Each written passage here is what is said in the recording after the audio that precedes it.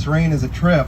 I'm going to digress for a second here. I wasn't planning on talking about the rain, but I'm going to, because rain, there's a dichotomy of thoughts in my head when I think about the rain. First and foremost, as an indigenous person, it's almost like a spiritual cleansing, and it's a mental, it's a good thing. We praise the rain. It's so important to us because we think of it as individually, as our spirits. We're cleansing and we're restarting. It's a refreshing thing for us mentally and spiritually. It also helps with our waterways and our water tables, and the water is sacred to us. And so it's so important. And in a lot of ways, it's still very important to us. We need this rain. We need to recharge our waterways.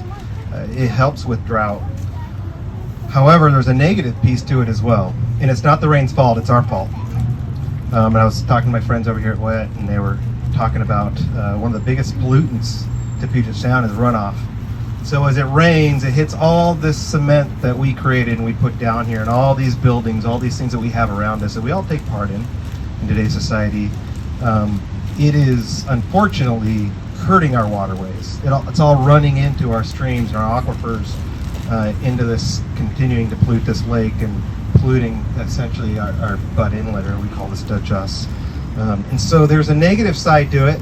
I don't mean to be Debbie Downer here, but we're here talking about World Ocean Day. And it is Happy World Ocean Day. We're here to celebrate the survival and the resurgence of our oceans, but we got to talk about what we're doing to impact those oceans. And so rain is good, but it also has a negative impact because of things that we've done and how we have negatively impacted our environment. So with that, I do want to say how Tubes Shalom, which is thank you everybody who has taken part in this event, has come here today to help with the education of all this. We call a squeegwee, which is a gathering or a potlatch, a gathering of coming together of community to celebrate something. We call it squeegwee.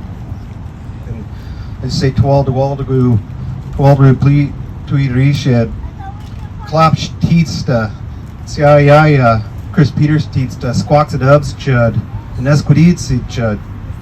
And that's to all of you, my friends, my family, my relations. My name is Kris Peters. My indigenous name is Klopsh, and I'm a citizen of the Squaxin Island tribe. And that's important that I'm here today because before the Squaxin people were put on an island, we actually were bands of people who lived throughout the South Salish Sea. Nearly 80% of our people died after colonization due to disease and other things. And we had a band of people who lived right here. There were camps actually right where the old brewery is. There was a camp right there. There were camps along what's now City of Olympia. There were camps where Squaxin Park are, all along Butt Inlet. And we call Butt Inlet Stutchos after that band of people, the Stutchos, of which I'm a direct descendant of. And the Stutchos lived in a village that we call Baschutwoot.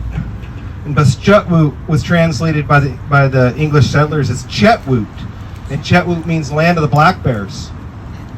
We called it Land of the Black Bears because at one point there were black bears and there was wildlife, and if you can imagine what this area looked like 200 years ago, it was beautiful trees, a gorgeous estuary, a river that flowed into this bay. We talk about artesian well, it's the water, right? It's always been there. Those freshwater streams have always been there for thousands of years, and my people knew it. We call ourselves the people of the water today because the water is sacred to us. Not just the bay, but these freshwater streams, the river, and the bay. It's all sacred to us, and it's still sacred to us today as Squaxin people. And that's important as we talk about World Ocean Day, because as the oceans are dying due to acidification and global warming, pollutants, all these things, it's killing our bay as well. The salmon are declining and going extinct right before our eyes. And so it's important for us to continue to have events like this that we can continue to educate. We can all do our part as cities, as counties, as state, federal government, as tribes, and then each one of us as individuals all need to do our part to lessen our footprint so that we can save our oceans, so we can save our beautiful Salish Sea, the Stutchos. We don't need unnecessary dams that are killing and perpetuating the death of our natural environment. We need to do something about that. And so I appreciate you all being here. for this event. I actually had a speech, but then I forgot it. So now I'm just kind of sorry. I'm just talking now. I had a whole speech. It was glorious. I mean, it was fantastic. I promise you. But I forgot it.